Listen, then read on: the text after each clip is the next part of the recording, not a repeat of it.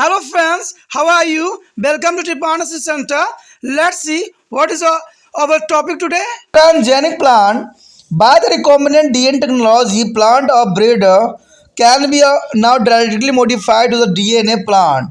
They can add genes from other species to be a plant. The most popular method for doing this is produce a transgenic plant by the use of Aerobacteriums and Tumorophos.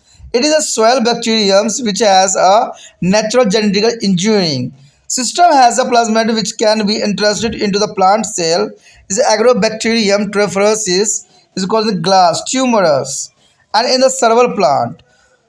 The information of productions of goals present in a plasmid Ty is their bacterium. A segment of DNA from to their plasmid can be transferred into plant cell. In the Ti plasmid, goals forming genes can be removed and substituted by the desired genes. The plasmids can seen then to the use of the transformer plant cells such as the foreground genes in their chromosome and transforming plants cells can be expressed normally. There is a transgenic plant that is shown here.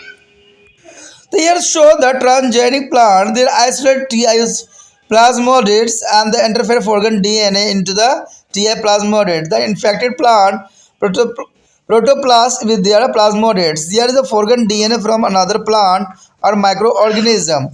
Their experiment go with to next stage. There is a go with the plant plastoplast is the protoplast and the growth cell containing of Ti plasmodid and with the foreign DNA. There is a generate of plant. There is a gall use of trinips for the bacterium carrying of T1 plasmid. Examples of transgenic plant, the cotton which can be direct attacked by the bomb, and the corn is a soybeans which are more tolerant through their pesticide. And transgenic plant can also serve a factories to the produce a medically and commercially useful protein. Serum is a albumins in use to the preparation given to the patient with their bone injury and other form to replacement of body fluid. A genetically alert to the potatoes, tobacco plant can be yard of serum albumin. The next year is a transgenic animal. The transgenic animal experiment for the mice. Mice is a difficult to generate of transgenic animal and the animal cells do not accept a plasmodid. Transgenic mice are however routinely is produced in the laboratories. Throughout their world to the macro injected foreign DNA, the gene for a growth hormone from a rat was the macro injected into the mouse egg. Their mice grow is larger than there is a lateral matters, and this was the because rat genes is got integrated into the mouse DNA and was began expressed. Here show this diagram the transgenic mouse compared to the normal mouse. There is the most important there are transgenic mouse. The transgenic method is goes with the goat. The transgenic goat has been to develop from to fertilize egg to injected with their recombinant DNA consist of goat gene.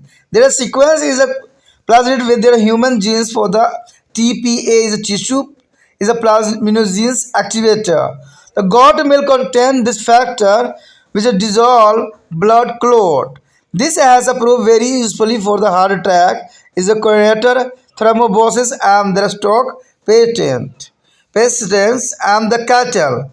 The cattle is a transgenic livestock has the potential of produce a large quantity of the drugs faster and at a much cheaper rate than from the bacteria which has to be cultured in their industry vessels. And Chinese hamster, the Chinese hamster is a blood clotting factor is a factor 8. Genes has been interested in the Chinese hamster ovary cell. This factor saved the patent suffering from to the hemophilia A. The blood clotting factor has also been generated through recombinant DNA technology in a Chinese hamster. This is estimated the need to be get it is from human blood along with the remove of the risks of transmitted AIDS. There is a most important for a Chinese hemisphere. The next layer is a bioremediation. Is bioremediation is a remedies through the organism. There is the most important. The genetically is engineering bacteria can be cleaned up a pollutant from the environment. This is called the bioremediations. The transformed bacteria is a metabolically break down toxic pollutant into the harmless compound. The mercury stains bacteria, they process a metallic mercury which is a damage the nervous system into a non-toxic compound. There is the most important here. कहा जाता है मादा में स्थानांतरित किया जाने वाला DNA पशुवारस द्वारा प्रविष्ट कराया जाता है जो कि आरंभिक अवस्था वाले भ्रूण की कोशिकाओं में जो है ग्रह मादा में आयोजित किए जाने से पूर्व को संक्रमित करता है। अगर हम बात करें प्राजीनी पादप की तो इसमें जो है पुनर्योजन डीएनए तकनीक द्वारा पादप जो है प्रजननकर्ता अब सीधे पदार्थों के डीएनए के प्रयुक्त कर सकते हैं।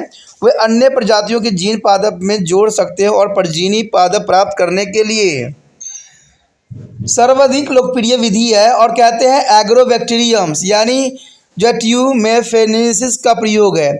यह एक मादा जीवाणु है जिसका एक प्राकृतिक आनुवंशिक अभियांत्रिक तंत्र है।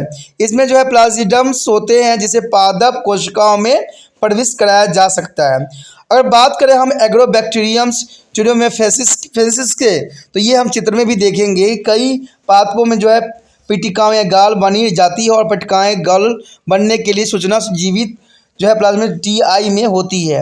अगर बात करें प्लाज्मिड डीएनए के एक खंड को पादप कोशिकाओं से करके उन्हें स्थानांतरित भी किया जा सकता है और टीआई जो है प्लाज्मिड में पट्टिकाएँ बनने वाले जीवों के जो है अच्छे वांछित जीन से प्रतिस्थापित भी किया जा सकता है। प्लाज्मिड्स तब पादप कोशिकाओं के रूपांतरण में प्रयोग किया जा सकता है। अब परिवर्तित पादप कोशिकाओं के गुणसूत्रों में ऐसे बाहरी जीन सामान्यतः अभिव्यक्त हो सकते हैं।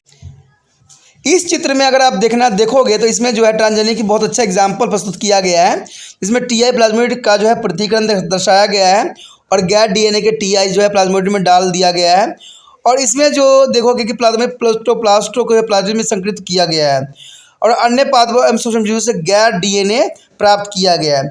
अगर हम देखें आगे चल के तो देखिए तो इसमें देखोगे कि पादप जो है प्रोटोप्लास्ट दिखेगा और गैर डीएनए धारक जो है प्लाज्मिड से युक्त कोशिकाओं के आगे परिवर्तित किया गया है और इस प्रकार जो है पुण्य पौधे बन जाते हैं। यानी टीआई जो है प्लास्टोपोजी वाहक जो है बैक्टीरिया के कारण जो है स्लेजम में पिटकाणु गाल्स से निर्मित किया गया है।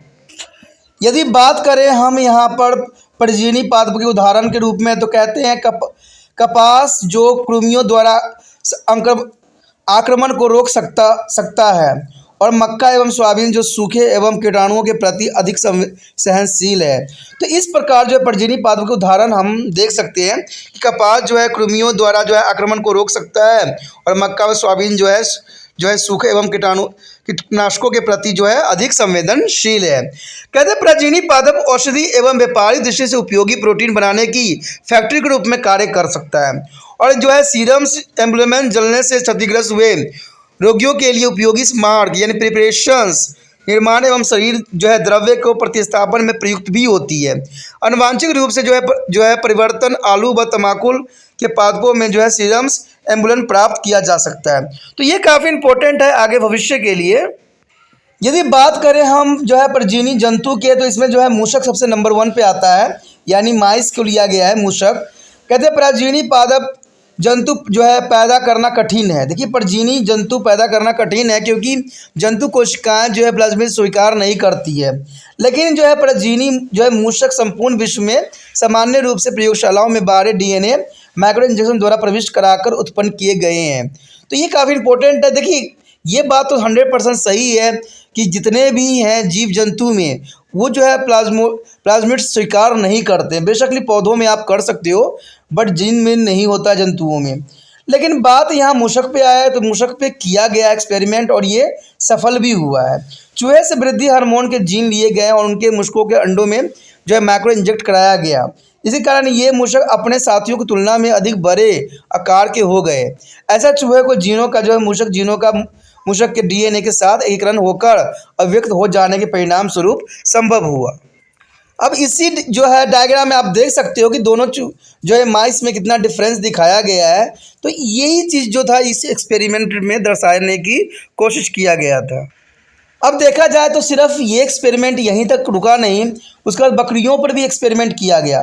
बकरी के एक जो है निश्चित अंडों में पूरी डीएनए के जनरेट द्वारा प्रवेश कराया गया और इन डीएनए में बकरी के जीन जो है अनुक्रम का जो है मानव टीपीए यानी ट्यूशन प्लस टेस्टोस्टेरोन सक्रियम के जीन में शामिल थे।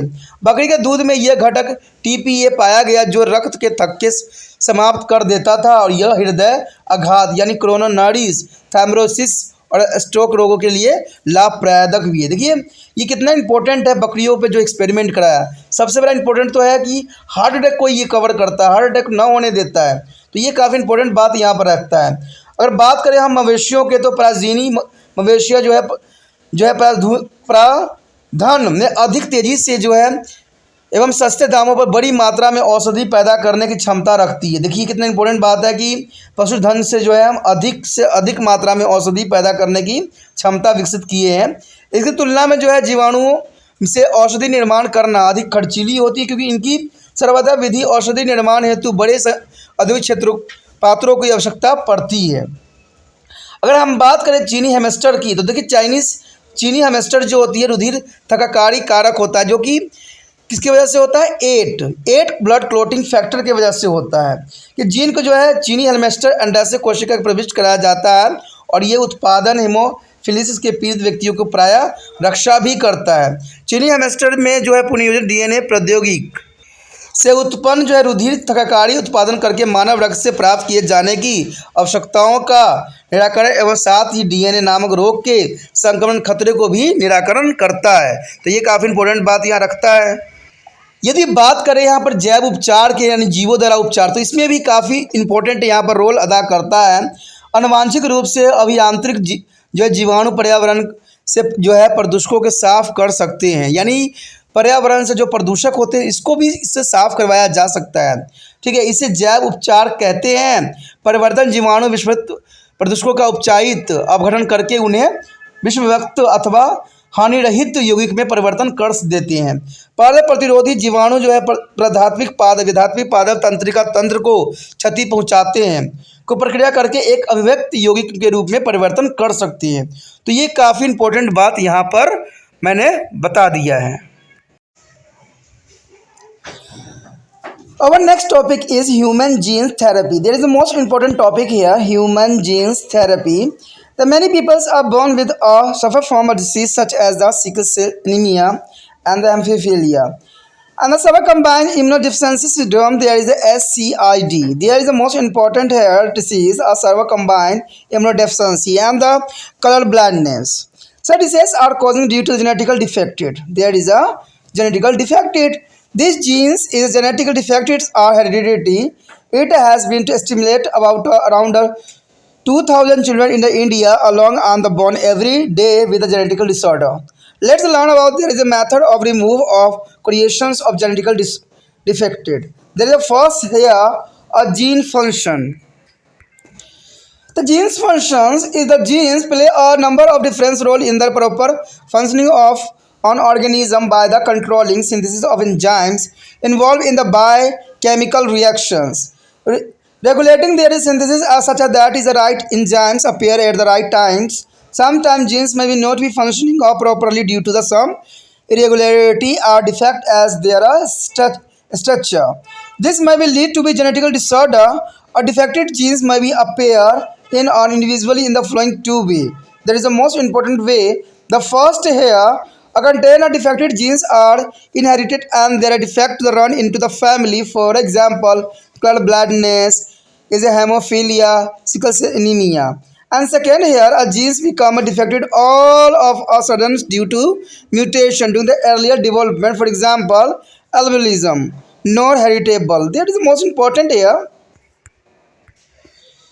A gene's mutation may be altered. There is a synthesis of active on enzymes needed for their normal combustions and the chemical reaction are from normal functioning of an organism.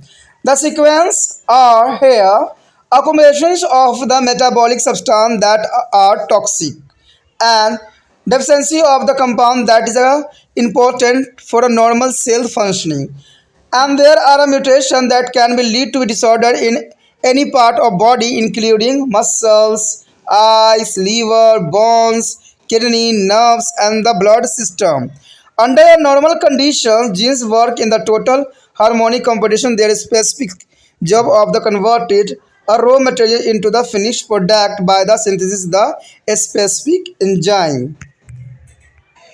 So here show the normal genes functioning here. Genes A, enzymes A, and there are genes B, enzyme B, and gene C, enzyme C. There is the most important, the substrate product and the product B, their end of product, intermediate production. There is the most important diagram shown here, are normal gene functioning.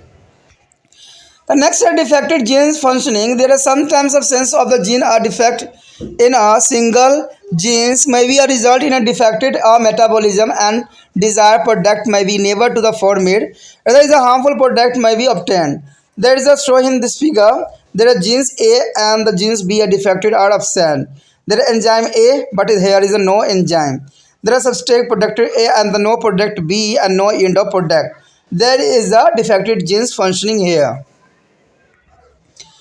The absence of enzyme B resulting in the accumulation of the neutralized of product A and the end of product is not to be produced. You will be alarmed to be now that is a number of human disorder are causing due to the single gene defected and the following table give an idea of some such idea causing to the due to the missing of defected genes product and the symptom of their disease. Here show the some common single gene defected here. So here show the disease and gene product and symptom. There is a first of all here subcombined immunodeficiency syndrome SCID. There is a gene product is absence of adenosine determinants and there is symptom is a loss of immunity and T lymphocytes and the B lymphocyte is a low count. And second is a hemophilia. The hemophilia is a gene product here absence of blood clotting. Their factor is 8. Here the symptom defected blood clotting and chlorine blooding in the joint. There is the most important here. And second disease is here sickle cell anemia. There is third sickle cell anemia. There is defected beta chain of the hemoglobin. And there is symptom of damage to heart, spleen, kidneys, liver and brain.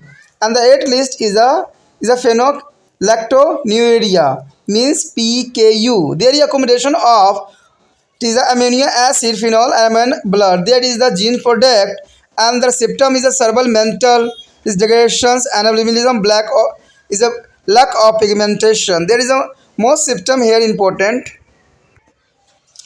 आगे जो है मानव gene चिकित्सा. देखिए दोस्तों ये बहुत काफ़ी important है. मानव जीन चिकित्सा के विषय में हम जानना चाहते हैं. कहते हैं मानव जीन चिकित्सा होती क्या है. बहुत से लोग जो है आपने देखा ही होगा कि अंशकार कोशिका रखता है यानी सिकल सेल एनीमिया के बारे में जानते होंगे. कभी किसी ने सुना भी है, किसी ने नहीं भी सुना है. कहते हैं हीमोफिलियोस गंभीर संयुक्त जो है कंबाइंड डिसऑर्डर है जिसको हम SCID भी कहते हैं. काफ़ी इंपॉर्टेंट डिसीज़ है यानी ये इम्यूनिटी से संबंधित है. अगर एक बीमारी और देखा जाए तो वर्ण अंधता यानी अंधापन. आपने देखा होगा कि माता पिता अगर अंधे हैं तो बच्चे के भी होने के चांसेस बढ़ जाता है. यदि रोग के कारण जन्म से ही पीड़ित रहते हैं तो ये जो रोग है अनुवांछित त्रुटियों के कारण होते हैं. यानी ये सिर्फ ज़रूरत नहीं कि बच्चों को किसी कारणवश हुआ है, ये अनुवांशिकता से पीड़ित थे जिसकी वजह से ये त्रुटियाँ उनमें भी प्रवेश कर गया है. तो ये अनुवांशिक त्रुटियों के कारण होते हैं. ये त्रुटियाँ जो है अनुवांशिक होते हैं और ये अनुमान लगाया गया है कि भारत में प्रतिदिन लगभग जो है 2000 बच्चे अनुवांशिक त्रुटियों के साथ पैदा होते हैं. ठीक है, इसे में अनुवांशिक दोषों को दूर करने का ठीक करने की विधि के बारे में भी हम विस्तार पूर्वक जानने की कोशिश करेंगे. तो ये तो इसमें दो राय है नहीं कि हमारा देश में जो है अनुवांशिक विकारों से ग्रस्त बच्चों की संख्या में कमी नहीं है. दिन प्रतिदिन जो है इसकी क्षमता जो है बढ़ती चली जा रही है, चाहे वो सिकल सेल एनीमिया के रूप में हो या हेमोफिलियस के रूप में हो या आपको पता है कि SCID के रूप में हो या वर्ण अंधता के रूप में हो. तो किसी न किसी रूप में बच्चों में ये सारी गंभीर बीमारियां पाई जाती है जो अनुवांशिक से रिलेटेड होती है. अब यहाँ पर सबसे इम्पोर्टेंट बात तो समझना आपके लिए ज़रूरी है कि जीन के कार्य क्या है. आखिर जीन के कार्य होते क्या है, क्यों ये अनुवांशिकता में इतना महत्वपूर्ण योगदान देता है. कहते हैं किसी जीव के सुचारू रूप से कार्य करने में जीन कई महत्वपूर्ण भूमिका का निम्न प्रभाव करते हैं। इसलिए जीन का जो है बहुत इंपॉर्टेंट यहाँ योगदान रहता है। अगर पहली बात देखा जाए तो जैव रासायनिक अभिक्रिया में सम्मिलित प्रकार एंजाइमों को जो संश्लेषण में नियंत्रण करता है। देखिए सबसे इंपॉर्टेंट बात तो यही हो जाता है ना कि एंजाइमों को संश्लेषण में नियंत्रण करता है। दूसरी बात देखें तो उनके संश्लेषण का नियमन, ताकि उपयुक्त जो है प्रक्रिया ठीक समय पर प्रकट हो सके। कभी कभी जीन उनकी संरचनात्मक त्रुटि और अनियमितता के कारण ठीक यानी भली भांति कार्य नहीं कर पाते हैं, तो इसके कारण जो है अनुवांशिक विकार हो सकते हैं। व्यक्तिगत रूप से एक त्रुटिपूर्ण जीन निम्न दो तरीके से प्रकट होते हैं, जो कि यहाँ पर दर्शाने की कोशिश किया गया है। कहते हैं पहला तो यही होता है कुछ दोषपूर्ण जीन अनुवांशिक होते हैं, यानी एक पीढ़ी से दूसरे पीढ़ी में जा सकते हैं। इसके कारण कुछ रोग जो है परिवार में पीढ़ी दर पीढ़ी चलते ही रहते हैं। उदाहरण वंश अंधता, मैंने पहले ही कहा था कि जो ये सब बीमारी है पीढ़ी दर पीढ़ी जो है ये ट्रांसफ़र होती रहती है। बात करें हेमोफीलिया और बात करें हंसियाकार कोशिकारक्ता का, तो ये सारे ऐसे बीमारी है जो पीढ़ी से दर पीढ़ी आगे ट्रैवल होते रहते हैं। बात करें दूसरी बात तो इसमें कहा गया है कि एक जीन आरंभिक परिवर्तन की अवधि में जो है उत्परिवर्तन के कारण अचानक त्रुटिपूर्ण हो जाती है। उदाहरणतः अगर रंजकहीनता का श्वेता यानी जो है एल्बिनिज्म या आनुवांशिक नहीं होती है। तो इसमें बात ये भी है कि कभी कभी जो ये समय के रिगार्डिंग इसमें त्रुटियां आ जाती है, और समय जो है आपको पता ही बदलता चला जा रहा है। आज जितना मौसम गर्म हुआ है उतना ही जीन में वह काफ़ी परिवर्तन देखने को मिला है, क्योंकि जितनी गर्मी पैदा होगी उतना जो है जीन में काफ़ी डिफेक्टेड देखने को हमें मिल भी सकता है। यदि बात करें कि जीन की उत्परिवर्तन के कारण सामान्य रासायनिक अभिक्रियाओं की पूर्णता या जीव की सामान्य क्रियाओं के लिए आवश्यक प्रक्रिया यानी एंजाइम की जो है क्रियाशीलता पर, तो वह संश्लेषण से प्रभावित हो सकता है। इसके परिणाम स्वरूप निम्न बातें सामने आती है। एक तो ये आती है कि विषैली उपचाची पदार्थों का संग्रह है, यानी ये विषैली पदार्थों का क्या है, संग्रह है। दूसरी बात देखें तो कोशिका के सामान्य क्रियाकलाप के लिए उपयोगी यौगिक की कमी होती है इसमें, तो ये भी काफ़ी इंपॉर्टेंट बात आपके लिए रखता है। अगर बात करें यहाँ उत्परिवर्तनों के परिणाम स्वरूप शरीर के किसी भी भाग यानी मांसपेशियां, नेत्र, यकृति हो या अस्थियां हो, गुर्दे हो, बुकक यानी किडनी हो, तंत्रिका हो, रुधिर आदि में विकार उत्पन्न हो जाते हैं। तो यही विकार देखने को मिलता है आनुवंशिकता के रूप में। सामान्य स्थिति में जीन जो है पूर्ण रूप से सुव्यवस्थित ढंग से कार्य करते हैं और अपने कच्चे पदार्थों के अंतिम उत्पाद में बदलने के कार्य को विस्तृत एंजाइम के संश्लेषण द्वारा भी पूर्ण करते हैं। तो ये काफ़ी इंपॉर्टेंट बात यहाँ पर रहता है। यदि बात करें हम कि सामान्य जीन कार्य प्रणाली क्या है और त्रुटिपूर्ण जीन क्या कार्य प्रणाली, तो सबसे पहले तो हम यही बात जानना चाहेंगे कि सामान्य जीन कार्य प्रणाली क्या होती है, अगर सामान्य में क्या होता है। जैसे कि आप यहाँ पर देख सकते हो कि gene A, gene B, gene C के रूप में आपको दर्शाया गया है। अगर वही बात हम देखें प्रक्रिया एंजाइम के साथ, तो enzyme A, enzyme B, enzyme C के रूप में दिखाया गया जो प्रक्रिया लिखा हुआ है, ठीक है। लेकिन बात अगर हम देखें कार्य द्रव्य में उत्पादन ए हो जाता है, जो फिर उत्पादन बी होगा और अंतिम उत्पाद भी बनेगा इसमें, क्योंकि इसमें कोई प्रकार की त्रुटियां नहीं है। लेकिन अगर हम त्रुटियों के ऊपर बात करें तो देखिए क्या होता है यहाँ पर त्रुटिपूर्ण जीन के क्या कार्य प्रणाली हो सकते हैं। तो इसके विषय में यहाँ पर आप देख सकते हो कि कभी कभी एक जीन की कमी या एक जीन में त्रुटि के कारण त्रुटिपूर्ण जो है उपचार हो सकते हैं और एक वांछित उत्पाद नहीं हो पाता है और ये विशिष्ट हानिकारक द्रव्य का संग्रह हो सकता है।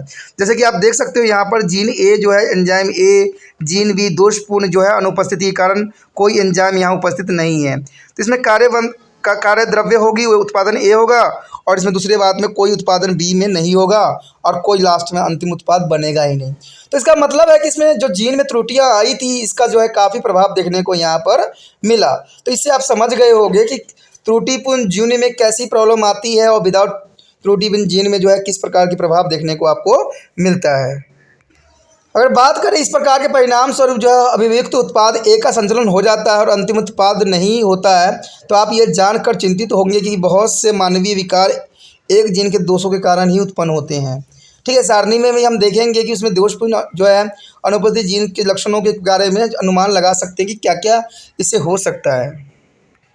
तो दोस्तों यहाँ पर कुछ सामान्य एकल जीन त्रुटियाँ दिखाया गया है, जिसको सबसे पहला तो हमारा SCID ही है, जिसको हम संयुक्त प्रतिरक्षाहीनता संलक्षण कहते हैं, ठीक है।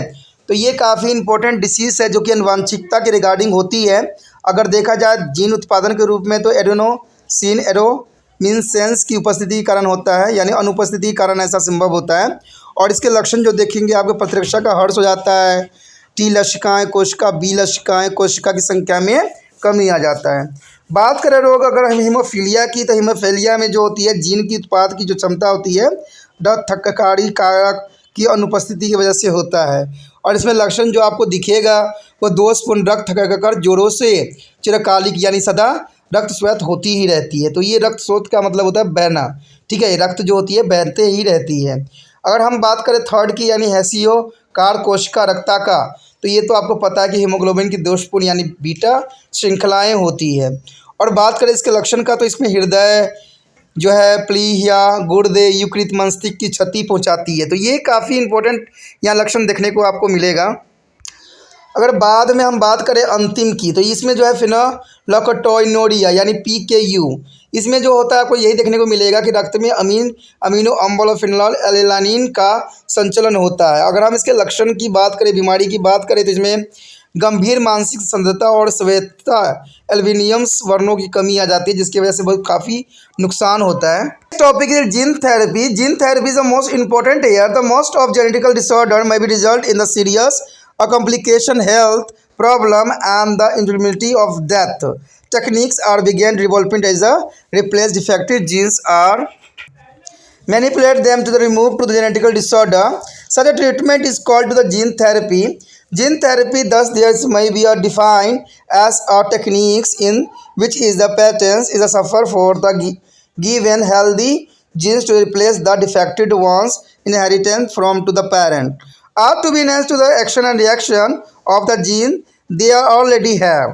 The replacement and alternation of defective genes is called gene therapy. Fan, what do you mean to gene therapy? The gene therapy is the replacement and alternations of defective genes called gene therapy. The human gene therapy is avoided seen to the additions of functionally normal genes or genes to be a genetical material and contain it in their human cell. And this with their aims of the corrections on inheritance defect. Their first, the ultimate goals is to let is a protein assembling unit. There is the most important is a protein assembly unit of the cell make a desired proteins need for their normal functioning of individually, and it's like a supplied a pattern with their necessary genes product formed within the cell by their patient and own body. There is the most important for the gene therapy. यदि हम बात करें gene चिकित्सा की, तो इस विषय में कोई दो राय नहीं है, क्योंकि जीन चिकित्सा जो है इसी पे आधारित है। कहते हैं अधिकांश अनुवांशिक विकार तथा रोगों की गंभीर जटिलता स्वास्थ्य समस्या एवं जतस्वतः मृत्यु हो जाती है। यदि किसी प्रकार का दोषपूर्ण जीन को हटाकर और उसके स्थान पर दोष रहित या स्वास्थ्य जीन लगाकर इन रोगों से मुक्ति पाया जा सके, तो यह मानव समाज के लिए एक वरदान सिद्ध भी हो सकता है। इसमें कोई राय और कोई दो विचार नहीं है, क्योंकि यही एक मेथड है जिसमें हम जो है जीन को, जो दोषपूर्ण जीन है उसको काट के हटा के जो है उसकी जगह सही जीन को स्थापना कर सकते हैं। तो ये सारे कार्य जो है बायोटेक्नोलॉजी में ही संभव हुआ है। तो ये काफ़ी इंपॉर्टेंट होता है और ये समाज के लिए जो है काफ़ी उपयोगी सिद्ध भी हो सकता है। कहते हैं दोषपूर्ण जीनों के जो है प्रतिस्थापन का या कार्य क्षमता में वृद्धि की तकनीक विकसित करने को प्रयास किए जा रहे हैं, और जो दोषपूर्ण जीनों की चिकित्सा के लिए व्यवहार में लाए गए हैं उपाय या साधनों को जीन चिकित्सा के नाम से जाना जाता है। तो चलिए ये काफ़ी इंपॉर्टेंट रहेगा भविष्य के लिए, क्योंकि भविष्य में न जाने कितने तरह के हमें विकार देखने को मिलेगा। तो हो सकता है कि इन विकारों को ठीक करने के लिए जीन थेरेपी जो है एक उत्तम और सर्वश्रेष्ठ जो है चिकित्सा पद्धति के रूप में उभर के आएगा। अगर देखा जाए जीन चिकित्सा एक ऐसी तकनीक है जिसमें रोगियों के आनुवांशिक दोषपूर्ण जीन के स्वास्थ्य जीन के साथ प्रतिस्थापित कर दिया जाता है। तो इसमें कोई दो बड़ी बात नहीं है कि आपको पता है कि जीन होता है, सबके पास जीन होता है, हर एक इंसान के पास होता है। तो कुछ जीन जो है डिफेक्टेड जीन होते हैं, तो हम डिफेक्टेड जीन को हटा के जो है उसके साथ दूसरा जीन को प्रतिस्थापित कर सकते हैं। तो इसी को ही हम जीन चिकित्सा के नाम से जानते हैं। तो ये काफ़ी इंपॉर्टेंट है और होना कोई बड़ी बात नहीं है, आसानी से भी हो जाता है। यह पुराने जीनों की क्रिया अभिक्रिया के बढ़ाया जा सकता है, यानी कम भी किया जा सकता है और बढ़ा भी जा सकता है। यहाँ पर अगर बात किया जाए जीन चिकित्सा के बारे में, तो कहते हैं दोषपूर्ण जीन का जो है प्रतिस्थापन या उसमें परिवर्तन को जीन चिकित्सा कहते हैं। तो बहुत साधारण वर्ड है जिसको आपको याद करना मुश्किल नहीं पड़ेगा कि दोषपूर्ण जीन या जीन का या तो हम प्रतिस्थापन कर दें या परिवर्तन करें, तो उसको हम जीन चिकित्सा के नाम से जानते हैं। कहते हैं मानव जीन चिकित्सा आरंभ में मानव आनुवांशिक अभियांत्रिकी के नाम से भी प्रचलित थी, यानी इसको पहले हम जो है मानव आनुवांशिक अभियांत्रिक के नाम से पहले प्रचलित था। कहते हैं व्यापक रूप में ये कार्यकाली जो सामान्य जीन या जीन के मानव कोशिकाओं में उपस्थित जीन पदार्थों में संयोजित करना है और ये आनुवांशिक दोष को सुधारने की दृष्टि से भी किया जा सकता है। कहते हैं अगर अंतिम लक्ष्य कोशिका के जो है प्रोटीन संचलित एक व्यक्ति को जो है सामान्य क्रियाकलापों के लिए आवश्यक प्रोटीन बनाने देना है, तो ये रोगियों को उसके अपने शरीर की कोशिकाओं के अंदर निर्मित आवश्यक जीन उत्पादों की आपूर्ति करने के समान होगा। तो ये काफ़ी इंपॉर्टेंट बात है कि कहते हैं अगर देखा जाए, देखिए अंतिम लक्ष्य कोशिका को प्रोटीन संचलन को एक व्यक्ति को सामान्य क्रियाकलाप के लिए आवश्यक प्रोटीन बनाना देना। देखिए कहते हैं इंसान के जो है सबसे इम्पोर्टेंट होता है शरीर के लिए प्रोटीन, और प्रोटीन वायरस भी बनी होती है, प्रोटीन से इंसान के शरीर भी प्रोटीन के बना होता है। तो यही है कि आवश्यक प्रोटीन बनाने देना ही जो है इसको जीन चिकित्सा के रूप में देखा जा सकता है। ये रोगों को अपने शरीर की कोशिकाओं के अंदर निर्मित आवश्यक जीन उत्पादों की आपूर्ति करने के समान ही माना जा सकता है।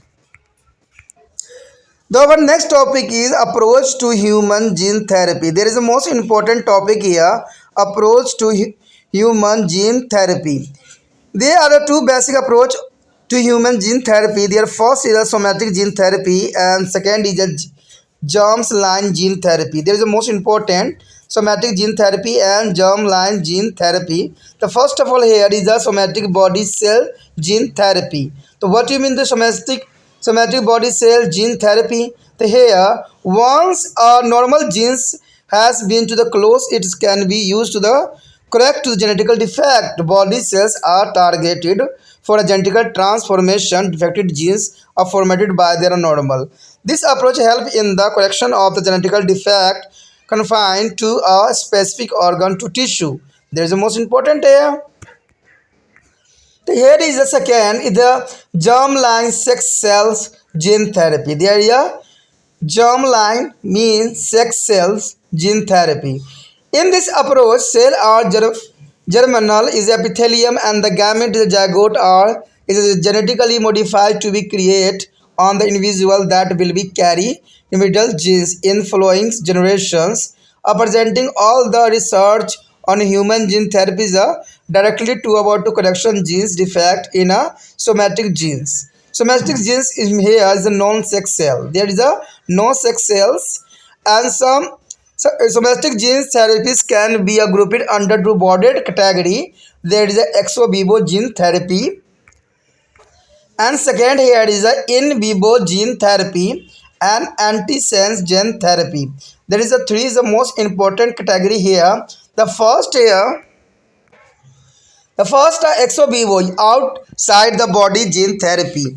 This type of therapy usually involves the use of cell with the defected gene take from to the patient and after the gene alternations when to some genes are transfused or transferred back. No immunizations response take place. The step involved in their procedure are here isolating and cell with the gene defected from to patient and the growing to the isolated cell in a culture alternating the genomes of the isolated cells and remedial genes and selecting growings and testing the alternative cells and transplanting or transfusing for alternative cells back into the patient. Here show this diagram.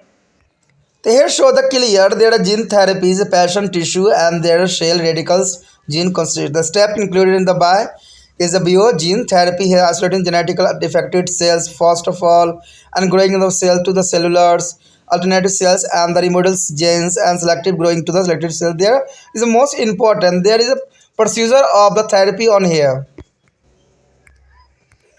Here diagram show the most important here things and the vector such as the retrovirus is used for the integration of normal gene in the host genomes and stem cells of the bone marrow are continuously producing a new cells.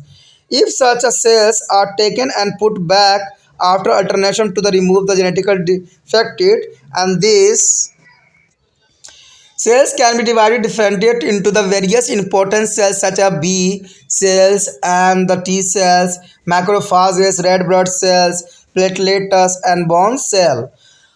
Genetically engineering stem cells and transplanting back into the patient as a body result is the continually supply of the required gene product. The techniques can be used in their treatment of following genetic disorder. The first here the serve combined immunodeficiency SCID. Second is the sickle cell anemia. Third is thalassemia and the content tumors. There is the most important. But second is a in vivo within the body gene therapy here. The hair therapy is a in vivo, it means within the body gene therapy. This type of gene therapy include to direct deliver of a radical genes into the cells of a particular tissue of patient. And the adenovirus is a double-stranding DNA virus is a beginning used as a vehicle for transferring to the remediate genes. And the virus used are big enough to be cause any disease. This tissue is a specific virus integrated with their host genomes and can only defect it to dividing cells and not the other healthy cells. And this therapy may become useful in the treatment of cancer, Alzheimer's disease, and the Parkinson disease. The here show this diagrams is most important for this type of disease. There are tissue cells and patient expressible removable genes here, and the above gene therapy here are cloned to the impressible in the delivered to cell of tissue with the genetically defected, and the P is a parameters genes is a tissue specific gene. X is an immediate genes and encoded a protein that correct the genetically defected of patient. Here is a C is antisense therapy.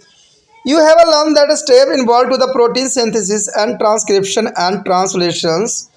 And this therapy is designed to the prevent of lower and expression to the specific gene, thus the limiting of amount of translation of protein from to over producing genes. This therapy involved to the introduce of nucleic acid sequence that is a complementaries to all the part of mRNA means messenger RNA formed in the target cell. Into the cells is a overproducing the gene product. This therapy is will be proved useful is a contain human genetical disorder, disease and the cancer and where too much of the gene product at it is the continually presence of change the normal functioning of the cell. It has been to try to be a treatment of the malignant glioma and the brain tumor. There is a tullus is a sheba is a tomato with a long shape life has been produced by this technique. Their technique is anti since genes here understand showing this picture. There is show the antigen genes therapy here. There is no translation, no protein synthesis and here. The most important the target of cell here gene sense and the transcriptions and there is important. At least the antigen gene therapy here on the impressible genes is a close in the cerebral order oriental and the introducing into a cell. The RNA is untranscribed from to the antisense sequence of normal mRNA when to the antisense RNA base pair with the mRNA translation of their mRNA is prevented. The antisense RNA does not be contain a single for initially for a translation. There is the most important here. यदि बात आती है यहाँ पर मानव जिन चिकित्सा के तरीके के बारे में तो ये काफ़ी इम्पोर्टेंट है। कहते हैं मानव जिन चिकित्सा के तरीके। अगर देखा जाए मानव जिन चिकित्सा के दो मूलभूत तरीके होते हैं, एक तो कार्य का जीन चिकित्सा और एक दूसरा आता है जर्म लाइन जीन चिकित्सा। यानी दो के विषय में जो है हम विस्तार से जानेंगे कि इसमें क्या क्या हो सकता है। तो सबसे पहले तो हमारा यही आता है कार्यकीय शारीरिक कोशिका जीन चिकित्सा, यानी शारीरिक कोशिका के अंदर यानी जीन चिकित्सा जो होती है कैसी होती है। कहते हैं एक बार एक सामान्य जीन का जो है क्लोन बन जाए तो इससे आनुवांशिक दोष को ठीक करने में प्रयुक्त किया जा सकता है। यानी एक बार क्लोन अगर बना दिया जाए तो ये कई जीनों में जो है काफ़ी प्रयुक्त किया जा सकता है। कार्यकीय कोशिकाओं के जननीय रूपांतरण के लिए लक्षित किया जाता है। दोषपूर्ण जीन के जो है सामान्य में रूपांतरित किया जा सकता है। यह विधि एक विशेष अंग या ऊतक तक सीमित आनुवांशिक दोष को ठीक करने में सहायक होता है। तो देखिए, पहले ही मैंने बताया था कि जीन जो है आने वाले भविष्य में काफ़ी इंपॉर्टेंट रोल अदा कर सकता है, क्योंकि अगर मान लीजिए जेनेटिकल डिसऑर्डर होती है तो इस जीन से ही जो है थेरेपी दे के जो है उस बीमारी से छुटकारा पाया जा सकता है। बात आती है दूसरी की, यानी जो है जर्म लाइन सेक्स कोशिका जीन चिकित्सा। ये सेक्स कोशिकाओं के रूप में होती है। कहते हैं इस विधि में जनन उपकला यानी जर्मिनेशन एपिथेलियम्स होती है।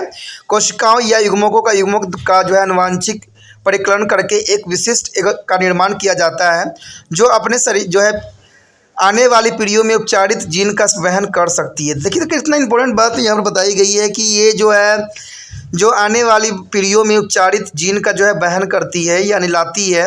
वर्तमान समय में जो है मानव जीन चिकित्सा के क्षेत्र में समस्त अनुसंधान कार्यकीय कोशिकाओं में जीन दोषों को ठीक करने की दिशा में किया जा सक रहा है। कार्यकीय जीन चिकित्सा को जो है मुख्य रूप से निम्न व्यापक वर्गों में समूहित किया जा सकता है, यानी इसको जो है व्यापक वर्गों में इसको बांटा जा सकता है। तो पहली बात तो यहाँ पर एक ही आएगी, जीव के बाहर जीन कोशिका, यानी जीव के बाहर जीन चिकित्सा। उसके बाद आएगा जीवो यानी जीवों के अंदर जीन चिकित्सा। तीसरी बात आएगा एंटीसेंस जीन चिकित्सा। तो ये 3 भागों में जो है इसको आगे विभक्त कर दिया गया है। तो इसमें तो पहला अगर हम देखें तो इसमें बाहरी जीव जीन चिकित्सा के रूप में हमारे समक्ष प्रस्तुत है। तो कहते हैं बाहरी जीव जीन चिकित्सा क्या है। कहते हैं इस प्रकार के उपचार में प्रायः रोगियों के शरीर से ली गई दोषपूर्ण जीन युक्त कोशिकाओं का प्रयोग सम्मिलित रहता है। जीन जो है परिवर्तन के पश्चात जब उन्हीं कोशिकाओं को पुनः डाला जाता है तो कोई भी प्रतिरक्षा प्रतिक्रिया नहीं होती है। और इस विधि में जो है कुछ चरण आपको देखने को मिलेगा, जैसे कि आपको पहला ये करना होगा चरण में कि एक रोगी की से दोषपूर्ण जीन वाले कोशिका का पृथक्करण अलग कर देना अत्यंत महत्वपूर्ण है। और जो हमने अलग किया है उन कोशिकाओं का संवर्धन करिए। उपचारित जीन द्वारा जो है पृथक्कृत कोशिकाओं के जीनोम में बदल दीजिए, यानी जो आपने निकाल के अलग किया है उस जगह दूसरा जीन ला के डाल दीजिए और उसके जगह उसको प्रतिस्थापित कर दीजिए। परिवर्तन कोशिका का चयन प्रवर्धन और परीक्षण के बाद ही कीजिए। देखिए कोई भी कार्य करने से पहले परीक्षण जो है अत्यंत महत्वपूर्ण बात रखता है। कहते हैं परिवर्तन कोशिकाओं के रोगों से वापस जो है प्रतिरोपण करना बहुत ही सरल हो जाता है फिर। और इन सब बातों को जो है प्रैक्टिकल दिखाने के लिए यहाँ पर जो है डायग्रामेटिक आपको शो किया गया है। इसमें 1 से लेके 5 स्टेप है, जो अभी हमने पढ़ा है उसी के विषय में यहाँ बताया गया है। और लास्ट स्टेप में जो है एक्सोम में आ जाता है, यानी उपचारित जीन निर्माण किस प्रकार होती है। और बाहरी जीनों के निम्न चिकित्सा निम्नलिखित चरणों में होती है। आनुवांशिकता दोषपूर्ण कोशिकाओं का पृथक्करण करना, कोशिकाओं के संवर्धन में बढ़ाना, जो है उपचारित जीन द्वारा कोशिकाओं को आगे बढ़ाना, ठीक है। उसके बाद होता है परिवर्तन कोशिकाओं का जो है आगे और वृद्धि कराना, यानी चयन करना और उसको वृद्धि कराना। परिवर्तन कोशिका को पुण्य रोगी की जो है प्रतिरोपण करना। तो इस तरह से जो है बाहरी जीन चिकित्सा का जो है चरण को हम देख सकते हैं और इसका अपना भी सकते हैं और इससे बीमारी से छुटकारा भी पा सकते हैं। यहाँ पर अगर बात करें पशु विषाणु जैसे वाहकों का उपयोग जो है पोषी जीनोम में सामान्य जीनों के साथ जो है एकीकरण के लिए किया जा सकता है।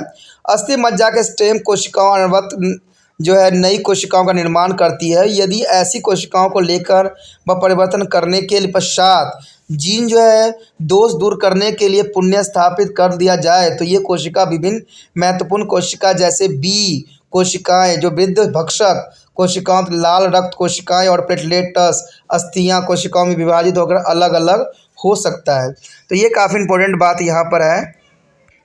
बात करें आनुवांशिक रूप में जो है अभियांत्रिक स्टोम कोशिका रोगियों के शरीर में पुण्य स्थापित किए जाने के जो है पश्चात वंचित जीन उत्पाद की समस्त आपूर्ति करती रहती है। यह तकनीकी जो है आनुवांशिक विकारों के उपचार में प्रयुक्त भी हो जाती है। कहते हैं गंभीर संयुक्त प्रतिरक्षाहीनता यानी SCID ये सबसे पहले इसकी वजह से होता है। हालांकि अगर देखा जाए तो दूसरी बात देखा जाए तो हलीसिकार कोशिका रक्ताती है। तीसरी पे जो है थैलोसीमिया जाती है। उसके बाद है ट्यूमर यानी विशेष अब्दुल ट्यूमर्स भी इसी के अंतर्गत आता है। बात करें अगले हम डिसऑर्डर के तो उसमें जीव जो कि जीवों के अंदर जीन चिकित्सा। जैसे कि नाम से ही आपको समझ में आ गया होगा कि जीव यानी जीवों के अंदर जीन चिकित्सा क्या है। कहते हैं इस प्रकार की जो है जीन चिकित्सा में उपचारित जीन को सीधे ही रोगी के विशेष ऊतकों की कोशिकाओं के अंदर पहुंचाया जाता है। दोहरी स्टैंड युक्त डीएनए जो है विषाणु जो है ग्रंथि विषाणु एडenoवायरस उपचारित जीन के हस्तांतरण में वाहक का कार्य भी करता है। विषाणु इतने शक्तिशाली होने होते हैं कि कोई भी रोग उत्पन्न नहीं कर सकते हैं। यह जो है ऊतक विशिष्ट विषाणु पोषी जीनोम के साथ एकीकृत हो जाते हैं और केवल विभाजित होने वाली कोशिकाओं को ही संक्रमित कर पाते हैं और अन्य स्वास्थ्य कोशिकाओं को ऐसा नहीं हो कर पाते हैं। तो ये भी काफ़ी इंपॉर्टेंट बात यहाँ पर है। अगर बात करें कि इसका कहाँ उपयोग होता है, तो ये होता है आपका उपकार जो यूज़ होता है, उपचार होती है कैंसर में, ठीक है, एल्जाइमर रोग में, परिक्लनस रोग के उपचार में उपयोगी सिद्ध काफ़ी हो सकती है। अब इसी बात को जो है डायग्रामेट्रिक दिखाने की कोशिश किया गया है।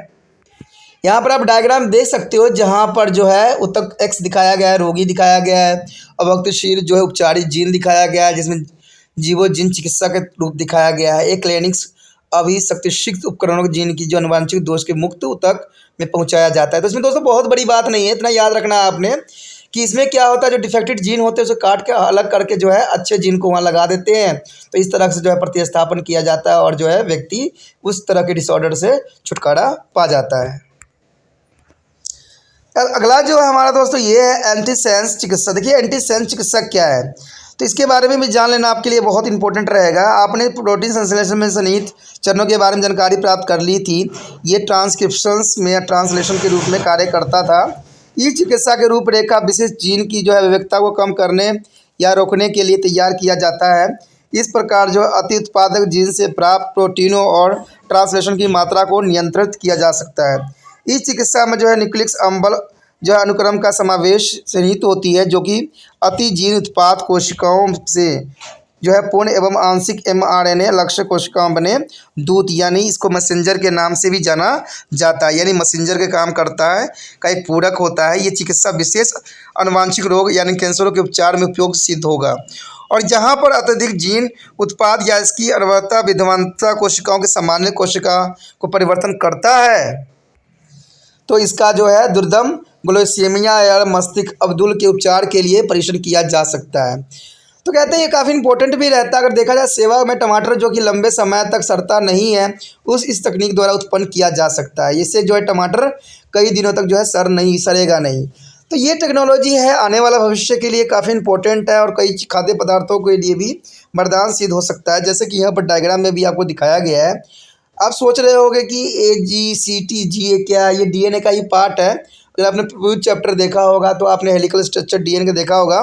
तो इसमें AG adenine, G glutamine, C cytosine, T होता है टाइन्स के रूप में होती है। तो इसका नाम होते हैं और इसी के साथ वो खंडित करते हैं और इसी जीन को खंडित करके ही जो है नया जीन बनाते हैं। तो ये बहुत ही इंपॉर्टेंट टेक्निक है जिसको बारे में आपको समझना है और जानना है। तो इसमें जो आपको देखोगे कि जो है एंटीसेंस जीन की चिकित्सा पद्धति इसी प्रकार होती है। ये काफ़ी उपयोगी भी सिद्ध हो सकता है। तो इसमें सेंस आपको दिख रहा होगा और जो एंटीसेंस भी दिख रहा होगा। बेस युग्म के दोहराकर स्टैंड युक्त बनाया जाता है यानी मैसेंजर के रूप में, और यहाँ ट्रांसलेशन नहीं होती है, कोई प्रोटीन संश्लेषण नहीं होता है, कोई अनुवांशिक जीन उत्पाद नहीं होता है। तो ये काफ़ी इंपॉर्टेंट बात यहाँ पर रखता है। अगर बात करें हम एंटीसेंस जीन उपचार चिकित्सा के, तो इसमें यही बात आता है कि एक प्रकट किया जा सकने वाला जीन को इसके विपरीत विन्यास में जो है क्लोन किए जाने के पश्चात इसे एक कोशिका में संविष्ट किया जाता है और इस प्रकार जो है प्रतिलेखित आरएनए सामान्यतः एमआरएनए का जो है एंटीसेंस अनुक्रम बनाता है। जब एंटीसेंस आरएनए आधार एमआरएनए के साथ सम्मिलित होती है तो एमआरएनए ट्रांसलेशन रुक जाता है और अगर देखा जाए एंटीसेंस आरएनए में संश्लेषण आरंभ करने में संकोच नहीं होता है। तो इस प्रकार जो है ये एंटीसेंस जो है जीन उपचार चिकित्सा में अपना महत्वपूर्ण योगदान देता है, जिसमें जो है मैसेंजर का अपना एक महत्वपूर्ण योगदान होता है। The next question here, the gene therapy, how far? There is a most important question for mine. Gene therapy, how far? The possibility of being able to genetically engineering human has always been to be aim of contain researchers. So magical cell gene therapy is an earlier stage of becoming a mode of treatment of number of genetical and other diseases such as AIDS, hemophilia, osteoporosis, leukemia, lung cancer, serve common immunodeficiency, SCID, and the germline gene therapy is not to be currently appreciate any manipulations in the genetical material of sex cells might produce a uniferences and character with the alarming. There is the most important here. Their disorder is the AIDS, hemophilia, atherosclerosis, leukemia, lung cancer, cerebral combined immunodeficiency. There is the most important disease. And the consequence is the ossifrins gene therapy is thus not only a risk but is expensive and the time consuming of techniques available on the few advanced countries. Gene therapy has a following limitations here. Our research is limited to be only somatic cells. Treated individually can be not pass the genetical improvement to offspring, and there could be a possibility of the random integration of DNA into a human's chromosome leading to be inactivations or activations of a normal gene. This may be result in their deficiency of important genes are uncontrolled cell division leading to the cancer growth. There is the most important here. The procedure of planning has to be meet or restricted is a safely standard in a animal trials. And the last point is the target disease has to be limited to be those that is involved now defect in a single genes and normal genes is the most be close and they are available for a transplant. कहते हैं अगर देखा था gene चिकित्सा, देखिए gene से कहाँ तक हो सकता है, तो ये बहुत बड़ा प्रश्न उठता है कि जीन जो है चिकित्सा कहाँ तक संभव है। कहते हैं अनुवांशिक रूप से जो है अभी यांत्रिकृत मानव निर्माण की संभावना विभिन्न अनुवांशिककर्ताओं के सदा के उद्देश्य रहा है। कार्य कोशिका चिकित्सा अपने आरंभिक चरण में कई अनुवांशिक एवं अन्य रोगों के उपचार का तरीका बन रहा है। जैसे आपको पता ही है कि एड्स हो, हीमोफीलिया हो, ठीक है, एथेरोस्क्लेरोसिस हो या लुकीमिया हो या फेफड़े का कैंसर हो या गंभीर संयुक्त प्रतिरक्षाहीनता बीमारी हो, कई जगह जो है ये काफ़ी इंपॉर्टेंट रोल अपना अदा कर सकता है, क्योंकि कहते हैं एड्स के लिए भी आने वाला टाइम में इसका काफ़ी इंपॉर्टेंट योगदान हो सकता है और हो सकता है कि इसी में कुछ इलाज करने के विकल्प भी आ जाए। तो कहते हैं ये काफ़ी इंपॉर्टेंट रहेगा कि जिन चिकित्सा हमारे जो है आने वाले जनरेशन के लिए जो है काफ़ी जो है वरदान सिद्ध भी हो सकता है। अगर बात करें जर्म लाइन जीन चिकित्सा वर्तमान में व्यवहार में नहीं लाया जा सकता है। जनन कोशिकाओं के जो है जनीन द्रव्य प्रचलन के परिणाम स्वरूप अप्रत्याशित अभिलक्षण संविष्ट हो सकते हैं और इससे बच्चों में अकल्पनीय परिणाम उत्पन्न भी हो सकते हैं, जो हम कल्पना भी नहीं करेंगे ऐसे परिणाम आपको देखने को मिल सकता है। और इस प्रकार जीन चिकित्सा वह केवल जोखिम भरा है बल्कि खर्चीला तकनीक भी है और काफ़ी समय लेने वाला भी है, जो केवल कुछ ही विकसित देशों में उपलब्ध है। तो कहते हैं दोस्तों ये चिकित्सा जो है काफ़ी महंगी है और काफ़ी जो है बहुत गंभीर भी हो सकती है, तो इसको जो है बहुत काफ़ी सोच विचार के ही उपयोग करने की आवश्यकता है। अगर देखा जाए जीन चिकित्सा की कुछ निम्न सीमाएं होती है, तो इसमें कुछ सीमाएं दिया हुआ है। कहते हैं अनुवांशिक केवल कार्य कोशिका तक ही सीमित होती है और उपचारित जो है व्यक्ति अनुवांशिक परिकलन नई पीढ़ी में नहीं पहुंचा सकता। तो ये भी काफ़ी एक दुर्भाग्यपूर्ण बात है।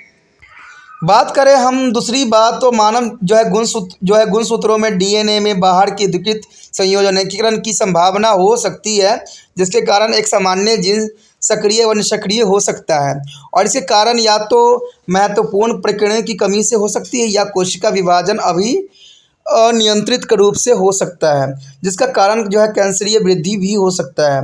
बात करें यहाँ थर्ड की, तो जो है जंतु परीक्षणों में योजनाबद्ध कार्य प्रणाली को और कड़ी सुरक्षा जो है मानकों की अपमानता पड़ता है, यानी अपनाना पड़ना जरूरी है। कहते हैं जंतुओं परीक्षण में योजनाबद्ध कार्यक्रम को कड़े सुरक्षा मानकों को अपनाना भी पड़ता है, जो कि बहुत ज़रूरी भी रहता है। लक्षित रोग वे ही होने चाहिए जिन्हें एकल जीनों में ही जो है कारक दोष सम्मिलित होते हैं और सामान्य जीन क्लोन जो है किए जाने चाहिए और अप्रत्यक्ष रोपण के लिए जो है ये काफ़ी उपलब्ध होने चाहिए, जो कि काफ़ी इम्पोर्टेंट बात यहाँ पर रखता है। और कहते हैं कि इसी के साथ हमारा ये चैप्टर भी ख़त्म हो जाता है। आगे का चैप्टर जो है माइक्रो ऑर्गेनिज्म जो है बहुत काफ़ी इम्पोर्टेंट है, जिसमें हम सूक्ष्म जीव के विषय में चर्चा करेंगे और जानेंगे। आप इसी तरह त्रिपाणी सेंटर को लाइक शेयर सब्सक्राइब करना मत भूलिएगा। और एक बात जो हमेशा आपको बताया जाता है कि व्हाट्सअप स्टेटस पे लगाना तो आपका फ़र्ज़ बन जाता है, तभी ये दूसरे बच्चों तक पहुँचेगा और दूसरे बच्चे भी जो है जीन थेरेपी से अवगत हो पाएंगे और समझ सकेंगे कि आखिर जीन थेरेपी में इतना क्या कुछ था और क्या विषय थी। ठीक है, आप जितना मर्जी इंग्लिश में पढ़ लो, जितना मर्जी कर लो, आपको पल्ले नहीं सही से पड़ेगा। लेकिन अगर आप हिंदी में समझ लेते हो तो वो आपके लिए वरदान सिद्ध होगा। तो इसलिए जितना हो सके इसको व्हाट्सएप पे लगाइए। तो आपको करना कुछ भी नहीं है, सिर्फ क्या करना है, यूट्यूब पे जाना है, ठीक है, लिंक को कॉपी करना है और व्हाट्सएप स्टेटस पे लगा देना है।